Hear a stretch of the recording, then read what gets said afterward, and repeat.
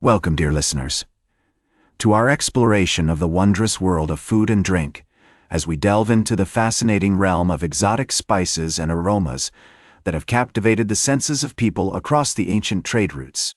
Today, we embark on a journey through the enchanting landscapes of Southeast Asia, where the air is filled with the fragrance of ginger, galangal, and other mystical roots that have been prized for centuries for their culinary and medicinal properties.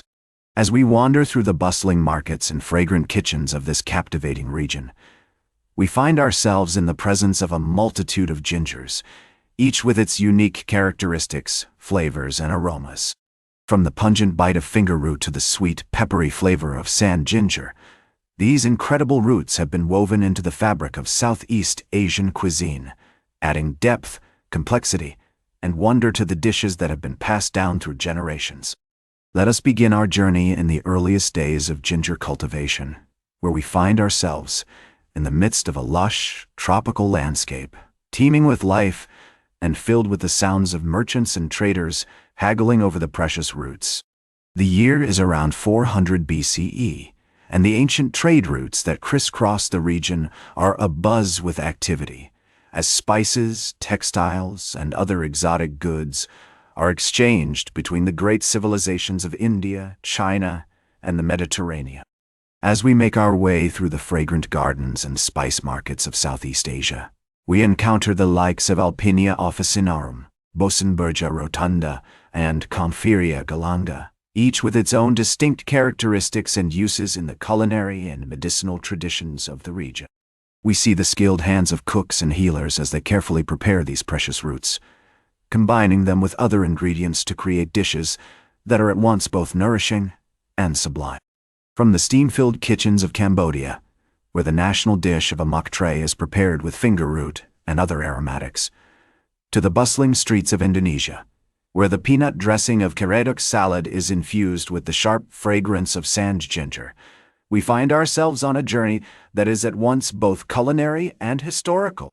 As we explore the earliest history of these incredible roots, we begin to appreciate the complex web of trade, cultural exchange, and innovation that has shaped the cuisine of Southeast Asia into what it is today.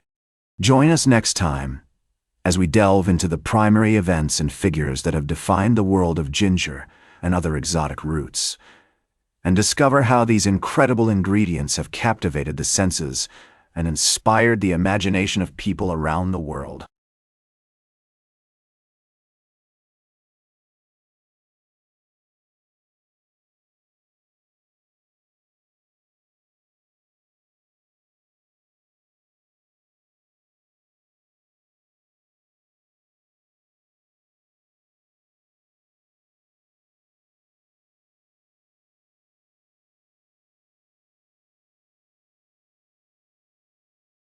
Welcome back, dear listeners, to our captivating journey through the realms of history, as we transition from the origins of a fascinating tale to the pinnacle of its grandeur.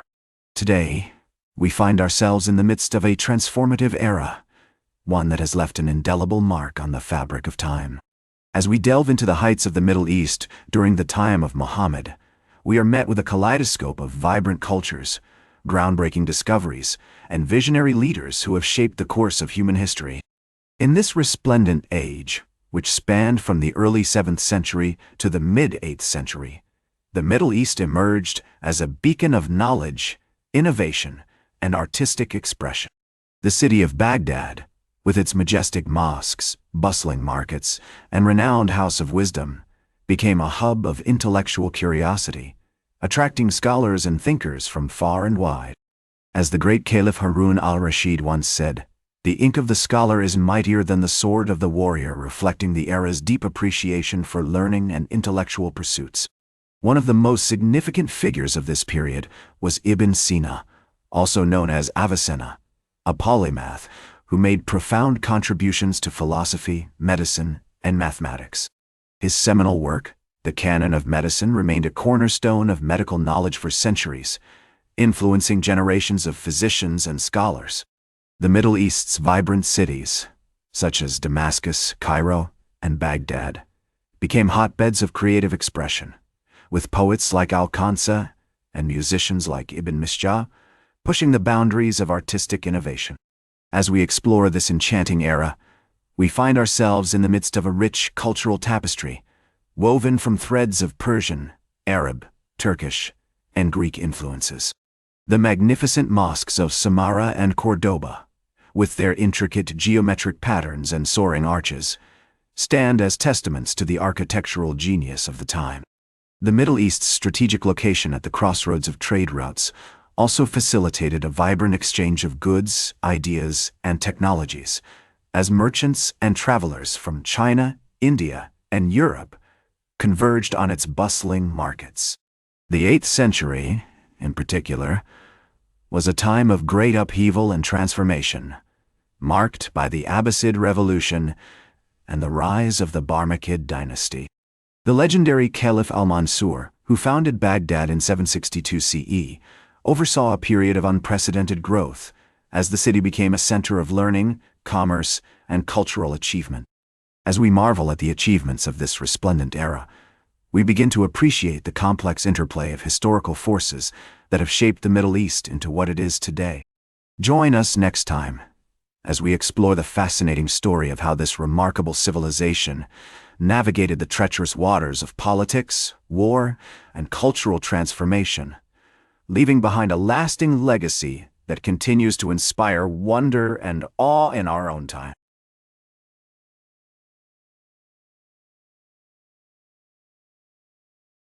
Welcome back, dear listeners, to our captivating journey through the realms of history, as we transition from the grandeur of the Middle East during the time of Muhammad to the complexities of its decline. Today we find ourselves in the midst of a transformative era, one that has left an indelible mark on the fabric of time. As the 9th century dawned, the Abbasid Caliphate, which had once been the epitome of power and learning, began to face significant challenges.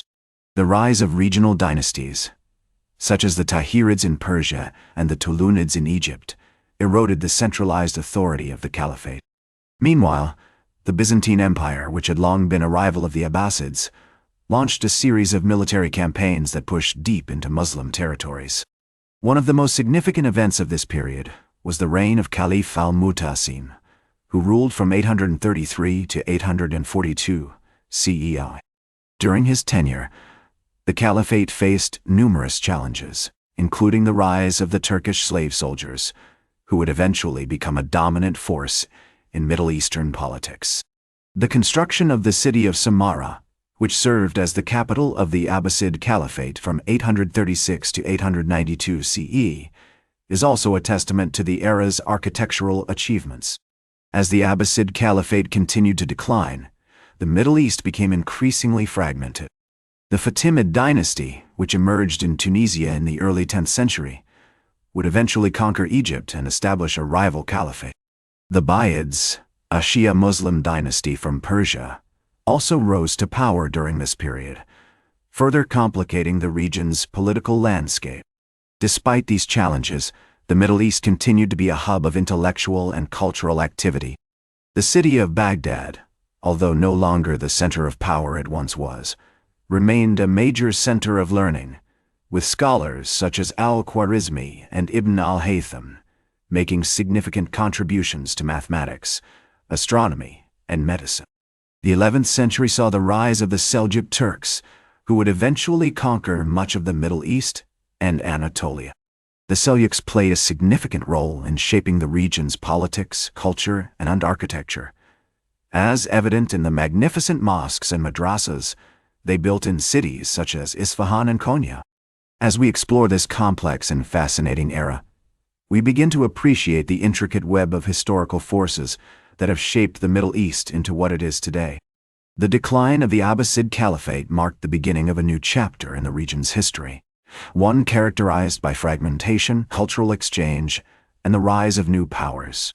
Join us next time as we explore the fascinating story of how this remarkable civilization navigated the challenges of the medieval period, leaving behind a lasting impact on the modern world. That's all for today's History with Herodotus. Remember to like, share, and subscribe. And until next time, remember that to understand the present, we must first understand the past.